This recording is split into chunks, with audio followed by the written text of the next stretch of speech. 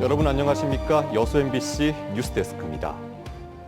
순천 조례동의 한 아파트에서 또 대규모 전세 사기 피해가 발생했습니다.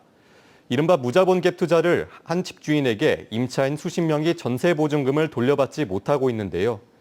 같은 수법, 같은 아파트에서 청년들 피해가 여전히 반복되고 있습니다.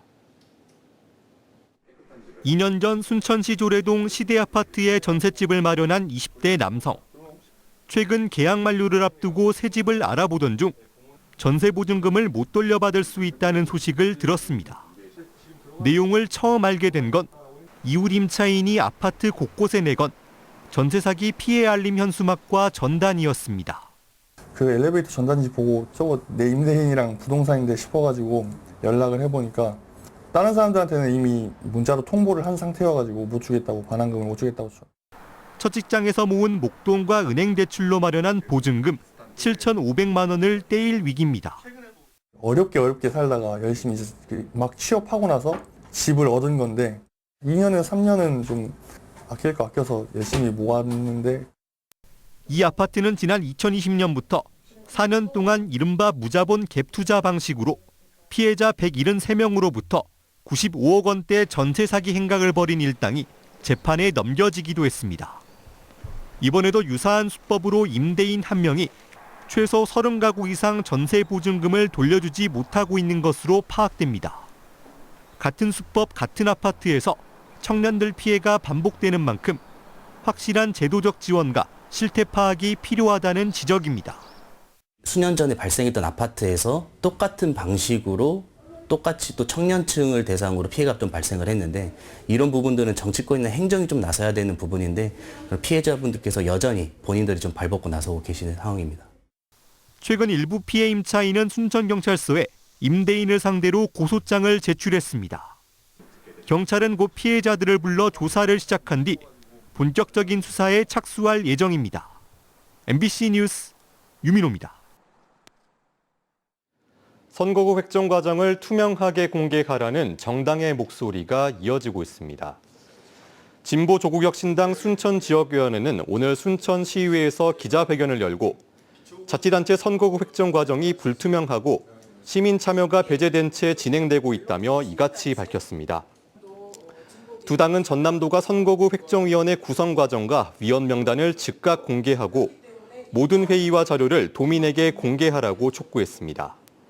또 순천 지역 선거구도 2인 선거구를 확대하고 도의원 선거구는 해룡면을 제외한 9개 읍면 지역을 하나의 선거구로 조정될 가능성이 나온다며 이는 특정 정당의 독점을 고착시키는 구조인 만큼 단호히 반대한다고 덧붙였습니다. 전남도와 도의회가 벼 경영안정대책비를 삭감하면서 농민들이 반발하고 있습니다. 순천시 농민회는 오늘 순천시청 앞에서 기자회견을 열고 벼 경영안정대책비를 삭감하면서 농어민 공인수당을 인상한 정책을 철회하고 예산을 복구하라고 촉구했습니다. 농민들은 두 정책은 지급 대상과 목적, 방법이 다르고 호환할 수 없는 별개라며 농민수당은 지급액 인상보다 대상 확대가 중요하다고 강조했습니다. 최근 전남도의회는 관련 예산 570억 원 중 285억 원을 삭감하는 추경안을 통과시켰습니다. 광양시 현안 사업 상당수가 주민들의 격렬한 반대와 찬반 양론에 부딪힌 상황입니다. 이 행정의 투명한 공개와 소통 부족이 원인이라는 지적입니다. 김주희 기자입니다. 오는 2030년 완공 계획인 연포산단 조성서. 현재 찬반 주민 의견이 격렬하게 양분되면서 지역 분열과 갈등도 커져가는 양상을 보이고 있습니다. 지역의 주요 현안 사업임에도 지역 분열과 갈등으로 증폭되는 사례들은 이뿐만이 아닙니다. 광양 중금대교 건설 사업도 마찬가지입니다. 출퇴근 시간 상습 교통 정체가 해소될 것이라는 찬성 의견의 주민들과 주거 환경 악화를 주장하는 반대 의견이 팽팽해 여전히 주민들 간 갈등의 폭이 좁혀지지 않는 분위기입니다. 이 밖에도 광양시가 역점적으로 추진하고 있는 친환경 자원순환단지 조성사업, 구봉산 관광단지 조성사업 등도 다양한 쟁점들을 두고 주민들의 격렬한 반대 벽을 넘어서지 못하고 있는 상황입니다. 광양시의회는 지역의 미래를 담보할 주요 현안 과제임에도 지역사회의 신뢰를 얻지 못하고 있는 데 대해 시행정의 소통 부족을 원인으로 지목했습니다. 좀 행정에서도 이제는 좀 마인드를 바꿔가지고 그 사업을 추진하겠다 하는 설명회 말고 이 사업을 추진하려고 하는데 어떻게 생각하세요? 먼저 묻는 행정으로 좀 바꿔졌으면 좋겠다는 생각을 해봅니다. 이와 함께 지역 시민사회는 주요 사업의 내용과 추진 절차들을 신속 투명하게 공개하지 못한 점도 원인으로 분석했습니다. 이런 사업들이 지금 어려운 이유들이 우리가 행정에서 하고 있는 정보의 비대칭, 정보가 정확히 전달이 되지 않고 있어서 아마 정책의 투명성이나 신뢰성 확보가 좀 어렵지 않나 이렇게 생각을 하고 있습니다. 지역민들의 삶에 직접적인 영향을 주는 사업일수록 더욱 적극적인 소통과 투명한 절차들이 우선적으로 필요합니다. 여기에 시민들의 참여와 신뢰 형성이 더해졌을 때 시행정의 성과는 더욱 빛을 더할 수 있을 것입니다. MBC 뉴스 김주희입니다. 광주 전남 광역단체장을 단일화하는 특별법이 발의될 전망입니다. 정준호 민주당 의원은 어제 자신의 SNS를 통해 광주 전남 초광역특별자치도 관련 특별법 초안을 완성했다며 광역단체장을 단일화하는 행정통합 내용이 담겼다고 밝혔습니다. 또 광주 전남이 5극 3특 전략의 선도 지역이 될 때 더 큰 국책사업과 국가 지원 등을 확보할 수 있다고 주장했습니다. 전남도가 신설국립의대 정원 규모를 대통령실과 합의했다는 발표가 논란입니다. 전남도는 그제 광주에서 김영범 대통령실 정책실장과 국립순처대 목포대 총장이 만남을 갖고 전남국립의대가 2027학년도에 개교하고 정원을 최소 100명 이상 배정하는 내용에 합의했다고 밝혔습니다. 하지만 의대 정원 문제는 의료인력 추계위원회가 논의하는 사안으로 추계위가 전체 의대 정원 규모를 추산하면 보건복지부가 내년 1월 최종 결정하도록 돼 있습니다. 이번 발표를 두고 대한의사협회도 절차와 사회적 합의가 무시됐다며 반발한 것으로 알려졌습니다. 전통시장이 갈수록 고령화되고 있습니다. 상인도 손님도 청년을 찾아보기 힘든데요. 10년, 20년 뒤에도 시장이 유지될 수 있을지 우려가 큽니다. 김초롱 기자입니다. 커다란 통 안에 조청을 넣고 열애가 합니다. 적정한 온도가 되면 아몬드와 검은깨, 해바라기 씨 등 각종 견과류와 쌀을 가득 붓습니다. 이를 틀에 넣고 굳힌 뒤 먹기 좋은 크기로 잘라내면 맛있는 한거가 됩니다. 달달고 맛있더라고요, 지금. 제가 설탕을 안 넣고 조청만. 지난 6월 전통시장에 문을 연 한과집인데 30대 초반 청년이 사장입니다. 항상 그 시장을 가면 나이 드신 분 많잖아요. 근데 좀 생소하고 아니 좀 뭐랄까 이게 젊으신 분이 하니까 창신하다 해야 될까? 청년 상인은 부모님 사업을 도우며 배운 것에 더해 젊은 층을 끌기 위한 다양한 시도를 하고 있습니다. 어떻게 좀 젊은, 좀 나이 어린 친구들이 좀 찾을 수 있을까 고민도 많이 하고 실제로 막 이런 좋아할 만한 맛들 같은 것도 좀 조합해서 만들어보고 연습도 하고 그러거든요. 문제는 전통시장 안에서 이런 청년층을 찾아보기가 힘들다는 점입니다. 지난 2023년까지 3년간 전통시장 내 60대 이상 점포 수는 지속적으로 늘었고 상인 평균 연령은 60살에 넘겼습니다. 반면 20대와 30대 청년층은 전체의 5%도 되지 않습니다. 광주 양동시장만 해도 전체 상가 약 970곳 중 청년 상가는 10곳 미만인 것으로 상인회는 추정하고 있습니다. 1%도 안 되는 겁니다. 이에 대한 정부 정책의 중장기적 실효성은 의문입니다. 대표적인 정책은 청년몰입니다. 청년 상인을 위한 공용 공간을 개선하고 공동 마케팅 등을 지원하는 사업입니다. 2016년부터 지난해까지 약 800억 원이 투입됐는데 입점 상가 740여 곳 중 절반 이상이 문을 닫았습니다. 다른 정책들도 효과가 적긴 마찬가지입니다. 인테리어부터 해서 지원, 임대료나 그런 부분을 지원을 많이 해줘서 그때는 한데 그 사업이 끝나면 지원이 없으면 바로 다 나가게 돼 있어요. 이 때문에 경쟁력 있는 청년 창업자를 집중 지원하거나 가업 승계나 점포 승계 등 지원 대상을 확대하는 방안이 제시되기도 했습니다. 상인도 손님도 고령층이 늘어가는 지역 전통시장. 옛 명맥을 잇기 위해서라도 다각적인 정책이 필요한 때입니다. MBC 뉴스 김초롱입니다. 조선시대 후기에 지어진 사찰 누각, 순천 송강사 침계루가 보물로 지정됩니다. 국가유산청은 송강사 침계루와 안동 봉정사 만세루 등 조선 후기 사찰 누각 3건을 보물로 지정할 예정입니다. 송강사 침계루는 1668년 중건된 삼중량 구조의 대형 누각으로 주위 자연경관과 조화를 이루는 구조를 가져 학술적, 예술적 가치가 크다는 평가를 받아왔습니다.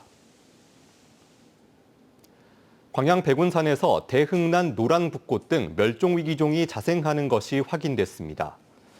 전남산림자원연구원은 광양 백운산에서 3년여 동안 645종의 식물 표본을 확보했으며 대흥란과 노랑붓꽃 등 5종의 멸종위기종과 구상나무, 지리산 개별꽃 등 특산식물과 희귀식물의 자생지를 확인했다고 밝혔습니다.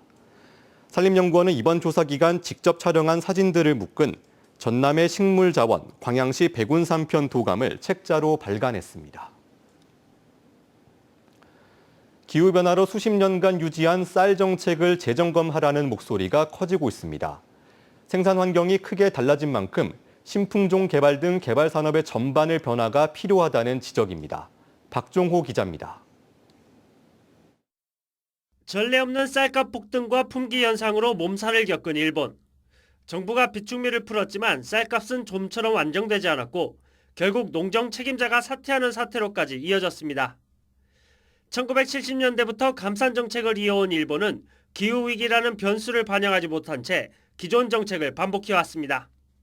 30何年ほとんど変わらなかったお米が1年間というよりもほんと半年ぐらいで2倍になっちゃった感じ。 우리나라도 사정은 다르지 않습니다.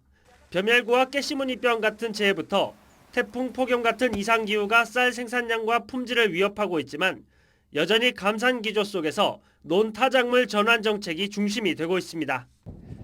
2024년 기준 국내 식량 자급률은 49.4%, OECD 국가 가운데 최하위권 수준입니다. 근데 저는 쌀 농사는 여전히 중요하다고 생각하고 미래에도 중요하다고 생각합니다. 하지만 지금과 같은 쌀 농사는 가능할 거냐. 예를 들면은 쌀을 더 많이 생산할 수 있거든요. 지난 2024년 대한민국의 평균 기온은 14.5도, 산업화 이전보다 2도 가까이 오르는 등 전 세계 평균보다 빠르게 뜨거워지고 있습니다.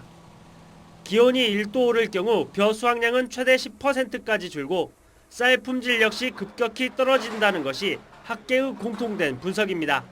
기후위기가 일상이 된 시대, 쌀을 단순한 작물이 아닌 식량 안보의 핵심 자원으로 다시 바라보고 쌀 산업 구조 전반을 재설계할 필요성이 커지고 있습니다.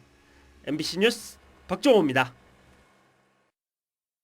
순천시가 달빛 어린이병원 재지정을 완료하고 운영을 2년 더 이어갑니다. 달빛 어린이병원으로 다시 지정된 현대여성아동병원과 미주여성아동병원은 오는 2027년 12월까지 야간 휴일 의료 서비스를 제공합니다. 또 플러스 아이미코 병원도 주말과 공휴일 전담 기관으로 참여해 소아 진료 공백 해소에 힘을 보태기로 했습니다. 계속해서 희망 2026 나눔 캠페인에 성금 보내주신 분들입니다.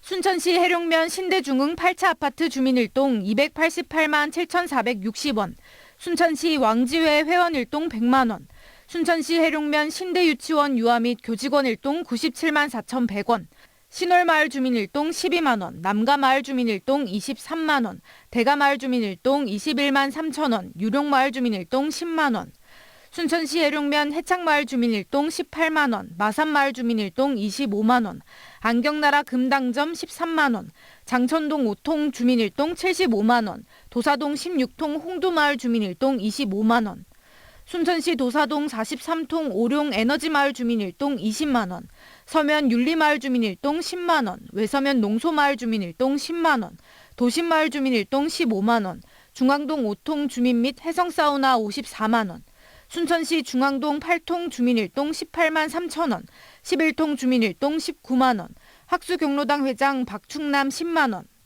월등면 두지마을 주민일동 10만 원, 외동마을 주민일동 14만 3천 원, 순천시 월등면 둔대마을 주민일동 7만 원, 성금을 보내주신 분들께 감사드립니다.